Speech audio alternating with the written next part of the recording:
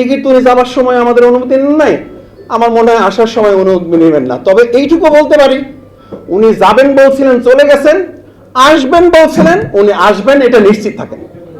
আর যদি আসেনি, তাহলে ওনার দায়িত্বে আসবেন না, বাংলাদেশের জনগণ এবং রাষ্ট্র দায়িত্ব নিয়ে আসবে এবং ফাঁসির কাস্টে ঝুলাবার জন্যই ওনাকে নিয়ে আসবে। এরকম একটা দুর্ভাগ্যজনক পরিস্থিতির মধ্যে দিয়ে আমরা এগোচ্ছি। আমি আপনাদের প্রতি দুঃখ প্রকাশ করে নিচ্ছি। সামনে যারা আছেন শিক্ষক মণ্ডলীর প্রতি আমি বিশেষ কৃতজ্ঞতা জ্ঞাপন করছি। আমাদের ইসলামী বিশ্ববিদ্যালয়ের শ্রদ্ধাভাজন শিক্ষক, তাদের প্রত্যেকের কথা শোনা দরকার ছিল।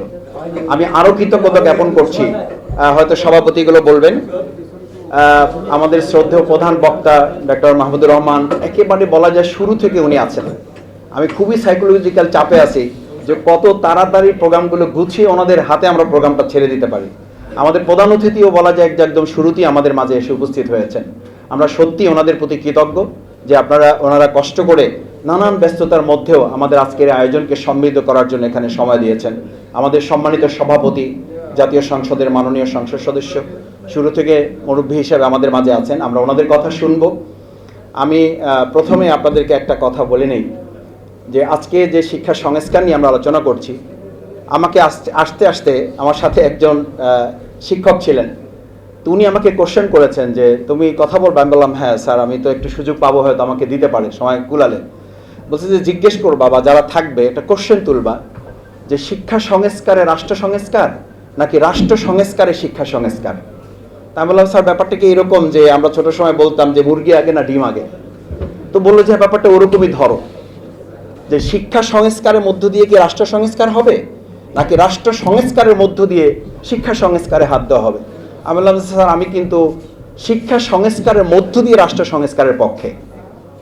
তো তখন উনি বললেন যে তোমার এই কথা সত্য, কিন্তু রাষ্ট্রে যারা বসেছিলেন 55 বছর এবং এখন যারা আছেন তারা এই কথার পক্ষে না, বিধায় তারা রাষ্ট্রের অবকাঠামো এবং অন্যান্য সুরক্ষা খাতে যত বরাদ্দ দেন ঠিক তার চেয়ে বেশি বরাদ্দ দিতে স্বাচ্ছন্দ্য বোধ করেন না এই শিক্ষা খাতে।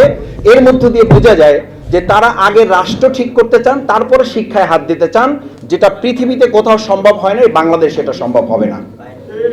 দেখেন 195টা দেশের মধ্যে বাংলাদেশের গ্লোবাল নলেজ ইন্ডেক্স যেটা আছে, সেই ইন্ডেক্সে আমরা কত আগাইছি মানে এই যে আমরা 195টা দেশের মধ্যে এখন 122তম। একটা করতালি দিবেন না? ওই যে আমাদের সম্মানিত ওয়াইজিন কিরাম, তাও কিন্তু করতালি দিয়েছেন আপনারা। ওই যে ওয়াইজিন কিরামগণ বলেন মাঝে মধ্যে সুবহানাল্লাহ, এখন বলবেন না, বাড়ি যেয়ে বলবেন। তো 195টা দেশের মধ্যে আমরা 122 নম্বরে আছি। আর কত অগ্রগতি হইলে, যে ছেলেকে জিজ্ঞেস করছে বাবা রোল কত, তো বলছে যে আমার রোল হলো 36। বলছে ছাত্র কত? 37 জন। বলছে বাবা অনেক ভালো করছো তুমি, মাত্র একজন বাকি আছে, একে ওভারটেক করতে পারলেই তো তুমি ফার্স্ট। তা আমরা তো 195 দিকে আগাচ্ছি, আমরা তো 122 থেকে 121 120-এর দিকে আগাচ্ছি না। দেখেন তারপরে আরেকটা বিষয় আমি উল্লেখ করি, গ্লোবাল ইনোভেশন, উদ্ভাবন হয় না কে বলছে আমাদের দেশে? লজ্জার কথা, বোর্ডেরা আছেন, আমার শ্রদ্ধেয় শিক্ষক মুরব্বীরা আছেন, তারপর বলাই লাগে। এটা কোনো রাজনৈতিক কারণে বলছি না। সেদিন আমি আসতে আসতে একজন বলছেন যে ভাই আমাদের দেশে আবিষ্কার নাই, ইনোভেশন নাই, ক্রিয়েশন নাই, ক্রিয়েটিভিটি নাই। কে বলছে? আগে চাঁদা টাদা তোলার জন্য গুলি করা হতো। আমাদের দেশে বলা হয়েছিল দুর্নীতির টুটি চেপে দেওয়া হবে। এখন তো দেখছি যে ইনোভেশন হয়ে ক্রিয়েটিভিটি ডেভেলপ করে এখন অন্য কিছু চেপে দেওয়া হচ্ছে। তো ইনোভেশন নাই কে বলছে? ইনোভেশন তো আছে, ডেভেলপমেন্ট তো হয়েছে আমাদের, কে বলেছে হয় নাই? তো এই আপনি গ্লোবাল ইনোভেশন ইন্ডেক্সে আমরা 134তম, 122 থেকে আমরা 134তমতে ইনোভেশন সেক্টর আমরা আগাইছি। এরপরে আরেকটা জিনিস আমি আপনাদের বলি, global innovation index human capital and research. আমি ছোট একটা পিএইচডি করেছি। তো পিএইচডি করার সময় আমার সম্মানিত সুপারভাইজার যিনি ছিলেন উনি বলছিলেন তুমি এটা দিয়ে কী করবা? আমি বললাম যে স্যার ছোটোখাটো কিছু একটা করে তো খেতে হবে। ছাত্র জীবন শেষ করলাম, একটা ইউনিভার্সিটিতে অফার দিল, আমি জয়েন করলাম। কিছুদিন যেতে না যেতেই ম্যানেজমেন্ট বোর্ডে আমাকে ডেকে বলল আপনি ছাত্র শিবির করতেন? আমি বললাম জি স্যার আমি ছাত্র শিবির করতাম, সাধারণ একজন কর্মী ছিলাম। বলছে ম্যানেজমেন্ট থেকে বলা হয়েছে আপনার পড়াশোনা একবারে খারাপ না, ক্লাসের শিক্ষার্থীরাও খুশি, কিন্তু দুর্ভাগ্যজনকভাবে আপনাকে সামনের কোর্সে আমরা ইনভলভ করতে পারতেছি না। আমি বললাম অনেক ধন্যবাদ, আপনি সাহস করে আমাকে এই কথাটা বলতে পারছেন এবং লিখিতভাবে দেওয়ার আগে মৌখিকভাবে সৌজন্যতা রক্ষা করে আপনার ডিপার্টমেন্ট আমাকে নিয়ে এসে এই সম্মানটুকু আমাকে দিয়েছেন, এটা আমি কোনোদিন ভুলে যাব না। উনি বললেন যে কি বললেন এটা আপনি? আমি বললাম যে আমার শিক্ষা এতটুকু আমাকে দিয়েছে। আমি একটা কথা বলি আপনাদের, আমি পার্লামেন্টে একটা কথা বলেছি, আমাদের এত লক্ষ কোটি টাকা পাচার হয়েছে, এটা নিয়ে আমরা যত না আওয়াজ তুলেছি, একটা কথা বিবেক আমাকে খুব দংশন করে। বিশ্বাস করেন 2024-এর 5ই আগস্টের পর অনেক মেধাবীরা বিদেশের বিভিন্ন জায়গা থেকে বাংলাদেশে এসে এরকম হাত ধরে বলেছিল প্রিয় বাংলাদেশ সংস্কার হবে, সেই প্রত্যাশা নিয়ে চলে এসেছি, এই বাংলাদেশে কিছু একটা করতে চাই। কিছুদিন চলে না যেতেই আবার সেই লোকেরা এয়ারপোর্টে গিয়ে বাই দিয়ে আমাদেরকে বলেছিল এই বাংলাদেশের পরিবর্তন হবে না, দুর্ভাগ্যজনক, সরি, আমরা চলে গেলাম। বলেছে না বলে নাই? আপনি টাকা পাচার নিয়ে কোশ্চেন তুলেছেন, আমার বাংলাদেশের হাজার হাজার মেধাগুলো পাচার হয়ে গেছে, সেটা নিয়ে এই দেশের একজন রাজনীতিবিদ কথা তোলে না। আমি তো ছোট একজন মানুষ, কি করবেন মেধা দিয়ে? আপনি শিক্ষা সংস্কার করে কি করবেন?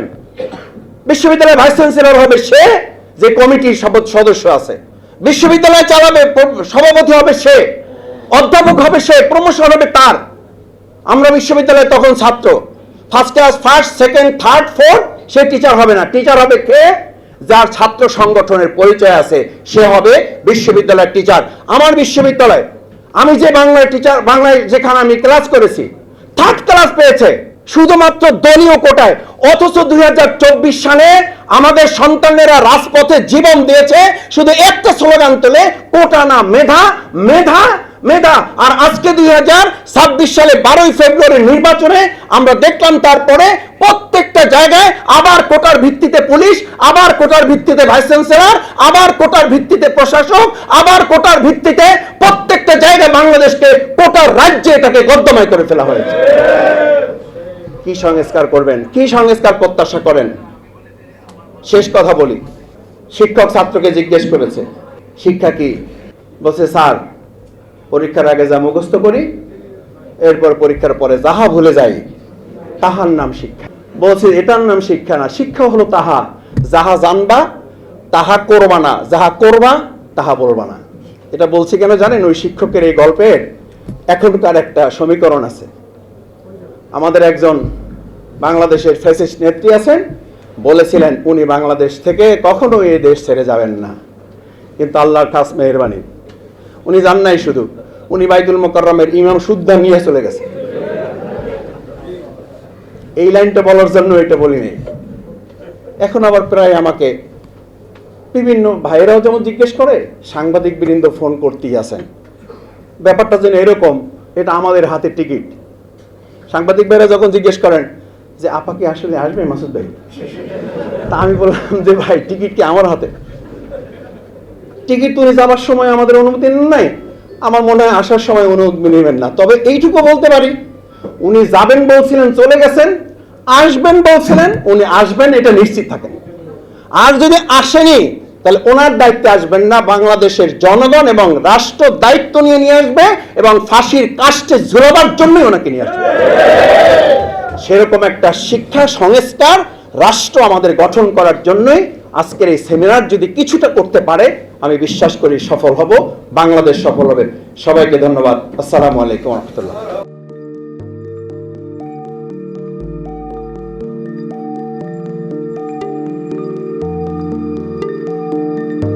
পহেলা জানুয়ারি 2026 ইউটিউব জার্নালিজমের অগ্রদূত changeTV.press সংগ্রাম মুখর 7 বছর পেরিয়ে পা রাখলো গৌরবান্বিত 8 বছরে। এই আনন্দ প্রহরে সবাইকে নিরন্তর শুভেচ্ছা। আমি নিজেকে ধন্যবাদ মনে করি, আমি সৌভাগ্যবান। চেঞ্জ টিভির পক্ষ থেকে আমার সাক্ষাৎকার নেওয়ার জন্য তারা আসছেন এবং চেঞ্জ টিভি দীর্ঘ 8 বছর ধরে এই কাজগুলি করছে। আমি তারা অনেক ভালো কাজ করেছেন, দেশের মানুষের সুখ দুঃখের কথা প্রত্যক্ষ তুলে ধরছেন। আমার আশা থাকবে চেঞ্জ টিভি সামনের দিকে উত্তরোত্তর আরও সমৃদ্ধ হবে। একটাই শুধু আমাদেরকে উপদেশ দিতে চায় তাদের কাছে, সেটা হচ্ছে সত্য কথাটা মানুষের সামনে তুলে ধরা, মানুষের ভিতরে কি চায় তাদেরটা তুলে ধরা, মানুষের প্রত্যাশা তুলে ধরা এবং মানুষের মধ্যে এই যে দেশাত্মবোধটা এবং সত্যবাদীটা, এটা জাগরণ করে চেঞ্জ টিভির সামনের দিকে এগিয়ে যাবে। এবং যারা দেশের কথা চিন্তা করে এবং দলমত নির্বিশেষে যে লোকগুলো আছে তারা দেশের কথা চিন্তা করে, দেশের উন্নয়নের কথা চিন্তা করে, কোনো পক্ষপাতিত্ব করে না, তাদের বক্তব্য দেশের মানুষের তুলে ধরা, এই কাজগুলি সামনে এগিয়ে নিয়ে যাবে, এটা আমাদের প্রত্যাশা। অনেক ধন্যবাদ আপনাদেরকে, দেশবাসীকে, দেশবাসী পক্ষে সবাইকে আমি ধন্যবাদ জানাচ্ছি। changetv.press, এক ফোঁটা হলুদও নেই। আমরা শুধু আপনাদের কাছে একটাই আবেদন করব, মিথ্যার পিছনে দৌড়বেন না, সত্যকে ধারণ করেন, সত্যকে জনগণের কাছে তুলে ধরেন। সেটা যতই কঠিন হোক না কেন পিছপা হবেন না, ভয়ের কোনো কারণ নেই। আল্লাহর সাথে থাকেন, আল্লাহ আপনাকে সাহায্য করবে। কোনো মানুষের কাছ থেকে কোনো সাহায্য কামনা করবেন না। ধন্যবাদ। changetv.press, এক ফোঁটা হলুদও নেই। হ্যাঁ, চেঞ্জ টিভি আমি বিশেষ কারণে দেখি সুযোগ পেলে, বিশেষ করে তোমার অনুষ্ঠানটা যখন হয় আগে পরে আমি দেখে থাকি, ভালো লাগে, উপস্থাপনা ভালো, মোটামুটি সব কিছু ভালো। আমি তাদের শুভকামনা করি এবং চেঞ্জ টিভি আমি আশা করি সবসময় নিরপেক্ষ, যেহেতু এই চেঞ্জ টিভিটা সংবাদ প্রচারের একটা মাধ্যম, সুতরাং সঠিক সংবাদটাই চেঞ্জ টিভি প্রচার করবে, এটাই আমার কামনা থাকবে তাদের কাছে। সেই সঙ্গে আমার শুভেচ্ছা থাকবে। changetv.